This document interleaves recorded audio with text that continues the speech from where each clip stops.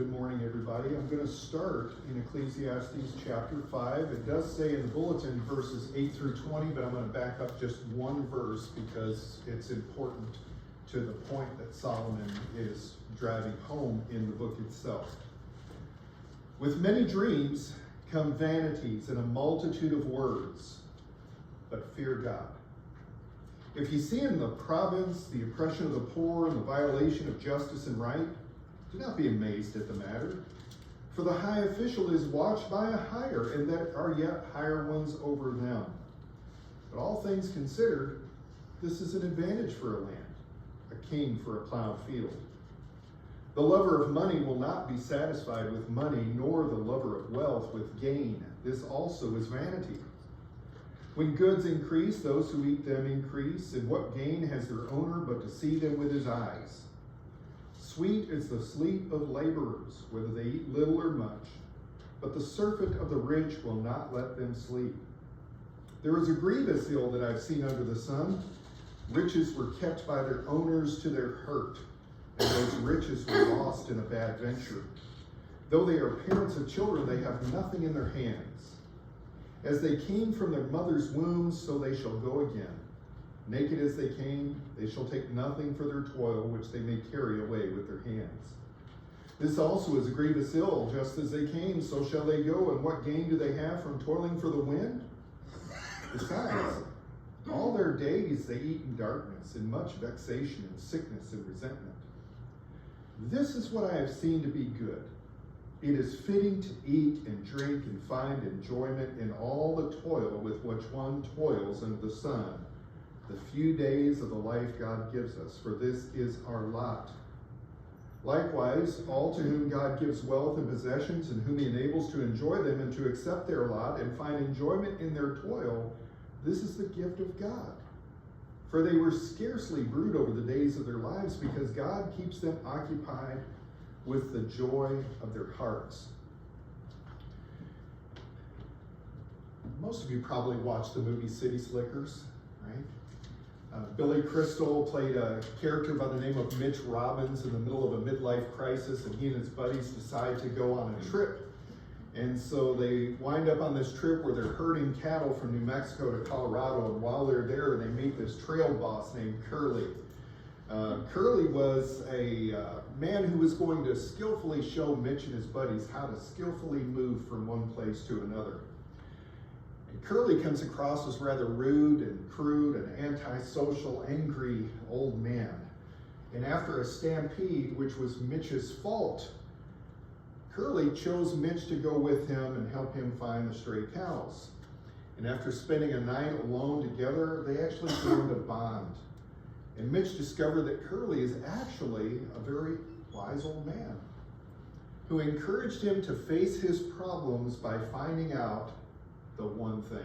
Remember that? He just pointed, one thing. That is the one thing. It's important. He wouldn't tell him what it was. Solomon reminds me of Curly in a lot of ways. He's an older, wise man. He seems a little dark and depressed at times. But there's one thing that Solomon continues to point us to in his address to the assembly. And we catch a glimpse of this one thing that is most important in life in the chapter. What we learn in Ecclesiastes, at least up until this point, is that happiness and contentment in life are seldom found in the persons and places that we typically put our hopes in. There is one thing that Solomon keeps pointing us to in the book. In chapter 5, verses 8 through 12, he resumes his address about the oppression of the poor and the oppression that he observes in the world, and he doesn't want any of his listeners living with any illusions about some utopian scheme. He wants all of them to come to terms with the reality that the world and all of the systems and structures designed to alleviate suffering and oppression are imperfect systems. And so in verse 8, when he speaks about the oppression of the poor and the violent perverting of justice, he's describing this scene where corrupt government officials rob people of the fruit of their labor through extortion. Just the way a criminal would rob a victim through physical violence, corrupt governments are robbing people by perverting justice. And the provinces or districts that he's talking about, they would often be further away from the seat of government, and they would be subject to abusive deputies. And this is why he tells them here, don't marvel at this matter. Don't be surprised. These are the realities of life in a fallen world. Corruption starts all the way at the top and it works its way down. And he goes on to tell them in verse number 8, for he that is higher than the highest regards. In other words, there's somebody even higher than this person who's paying attention. He notices it all and he's silent, which indicates his approval of it. There's no indication that the one who is higher than the highest regards it all or disapproves of any of the oppression that's taking place. And to emphasize the point, in verse number 9, he reminds them that the profit of the earth is for all. In other words, the earth yields enough for everybody to profit for it, but the ones who seem to actually do so are the oppressors. And they do this with the full support of the silent consent of the highest levels of leadership. He says kings are served by the field. In other words, it's a way of saying that the king is committed to harvesting this field. It might be a metaphor, perhaps, for the poor, but he profits from all of this. And the problem is, however, the larger the empire, the more it depends upon the peasants and laborers to keep it all flourishing. And so the expenses of the state can't be deferred.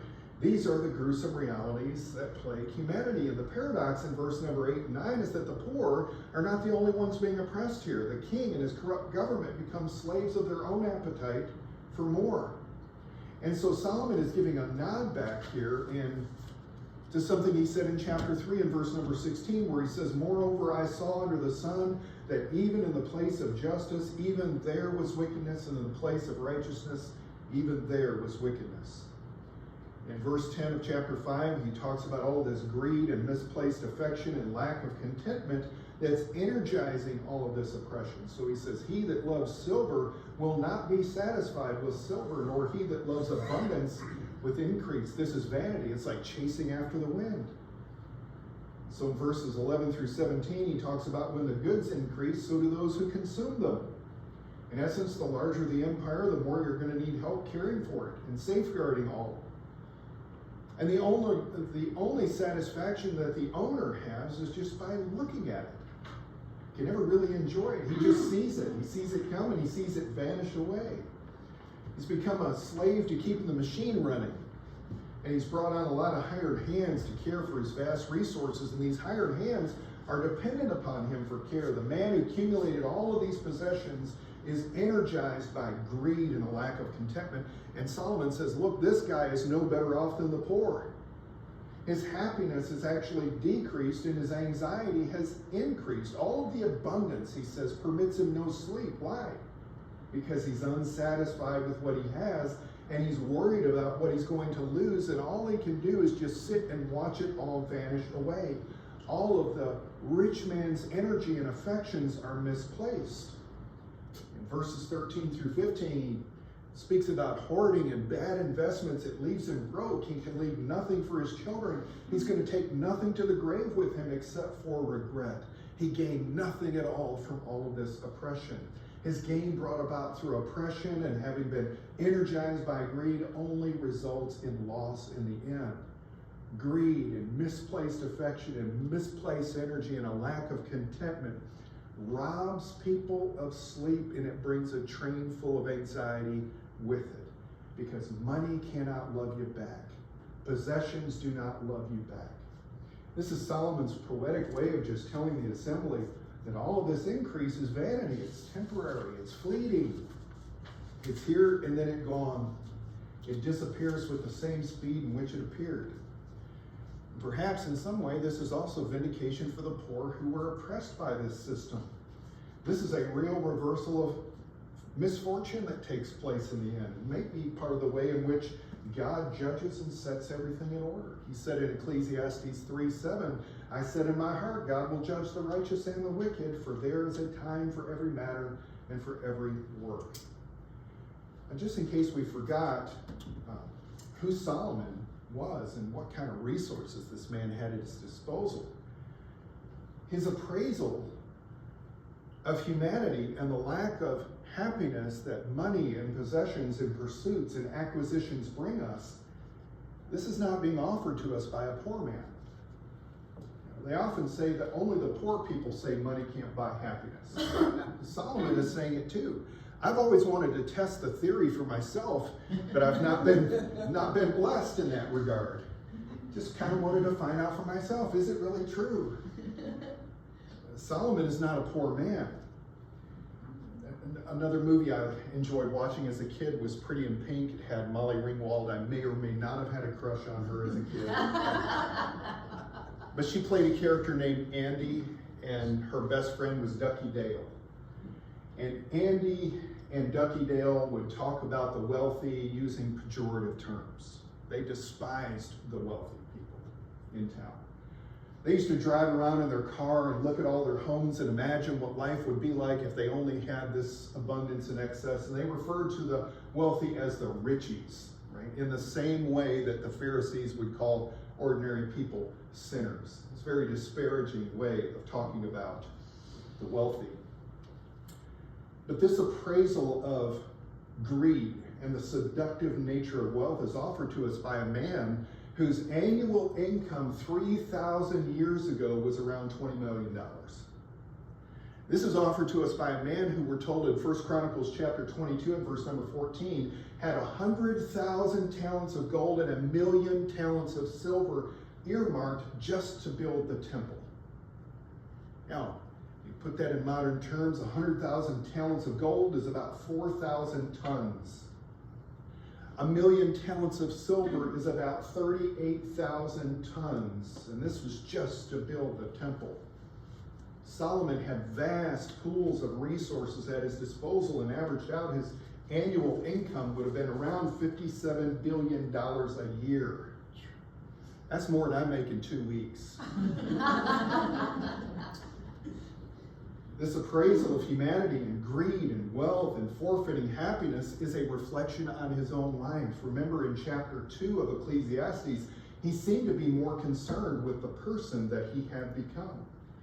In Ecclesiastes chapter 2 and verse number 20, he says, "So I turned and gave my heart up to despair concerning all the toil of my labors under the sun, because sometimes one who has toiled with wisdom and knowledge and skill must leave it all to be enjoyed by another who did not toil for it. This is vanity and a great evil.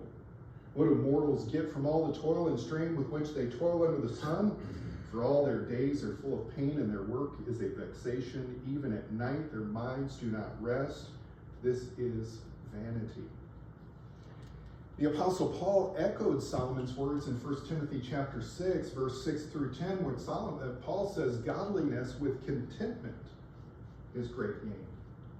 We brought nothing into the world, and we cannot take anything out of the world. If we have food and clothing, with these we shall be content. But those who desire to be rich fall into temptation, into a snare, and in many senseless and harmful desires that plunge people into ruin and destruction. For the love of money is a root of all kinds of evils. It is through this craving," Paul says, "that some have wandered away from the faith and pierced themselves with many pangs." It's as if Solomon and Paul are having a conversation. And he's pointing us to the same thing: reverence towards God, having a mind that is satisfied with your lot in life. That is great gain. Reverence towards God and contentment is a massive prized acquisition in life. The suffering all comes from craving something to be other than the way that it is. That's precisely the Apostle Paul's message in 1 Timothy 6, verse 9 and 10. Those who desire to be rich, those who have set their affections on riches, they forfeit contentment in the pursuit of what they think is going to make them happy. And they fall, he says, headlong into a noose of misery. All of the suffering is mental. It's a forfeiture of happiness, chasing after a standard or a quality of life that's forever out of reach. He called it vanity and a vexation of spirit. And to be sure, neither Paul or Solomon are saying anything bad about material possessions. They used hyperbole, bold, exaggerated language, to describe a person who's seduced by the insatiable desires for wealth that only perpetuate their own suffering. And the solution to the anxiety and the lack of happiness is found in verse 18 through 20 of the chapter that we read this morning.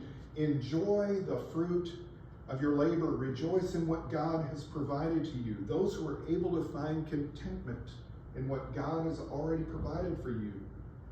Do not allow the dark realities of a life of human existence to overshadow all of these divinely bestowed blessings. Contentment and happiness are available. They're just not found in the ordinary ways and means and places that we search for them. This is Solomon's way of pointing back to something he said at the end of chapter 2. There is nothing better for a person than that he should eat and drink and find enjoyment in his toil. This is from the hand of God. Why is there nothing better than finding enjoyment in the fruit of your labor? Because it liberates us from the craving and seduction of more is better. Craving perpetuates suffering.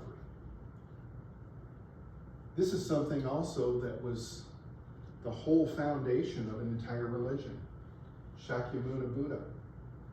He discovered the Four Noble Truths sitting under a Bodhi tree. And the cause of all suffering, he says, was craving. Greed, ignorance, and aversion. Wanting things to be something other than the way they are just perpetuates more of the same mental suffering. In the end, you follow that trajectory, still wind up empty and dry and disappointed because death is inevitable. He says, as it happens to the fool, it happens to the wise. We're all going to leave here just as naked as we came into the world and are no better off having abundance if we suffer anxiety the entire time watching it all vanish through consumption and hoarding and bad investments. He's giving us a clue here that there's a better way for us to maybe live life. Abundance may not be the great improvement or benefit to our lives that we think it is, but reverence towards God and contentment certainly is. I don't know, I'm pretty sure most of us have probably imagined, especially if you face struggle, imagine how much better off you'd be if you just had a little bit more money, a better job, a bigger home, a nicer car. We imagine that all of our troubles would be reduced or non-existent. Our happiness and satisfaction increase. Someday we'll get there. Someday we'll finally be able to enjoy the life we were meant to enjoy right now. We even sing it. This kind of theology is enshrined in our song. Some glad morning, when this life is over, I'll fly away to a home on God's celestial shore. I'll fly away. But the life we have is right here and right now. And contentment and happiness are available to us right now. And so he tells us in verse number 7, where I started today, a dream comes through the multitude of business, but in the multitude of dreams and many words, there are different vanities. But fear God. Reverence God. Stand in awe of God. There's a better object for us to place our affections and energy towards, and it's our relationship with God. Gratitude and contentment in what God provides frees us from the dark realities of life. It's during those dark realities we become even more aware of a small flicker of light and hope that we can enjoy the life that we've been given right here and right now. And the whole point seems to be that we're all to wake up to God. How do you wake up to the reality of God if all of your affections or energy is spent on pursuing and acquiring things that are ultimately going to vanish? Well, two things and then I'm done. Recognize when and where your affections for life may have been misplaced. And then the second one is recognize the source. The fountainhead of happiness is not found in possessions, but in a relationship with God, who gives us all things freely to enjoy. This might be why Paul tells the wealthy in 1 Timothy 6:17, teach those who are rich in this world not to be proud, not to trust in their money, because it's so unreliable.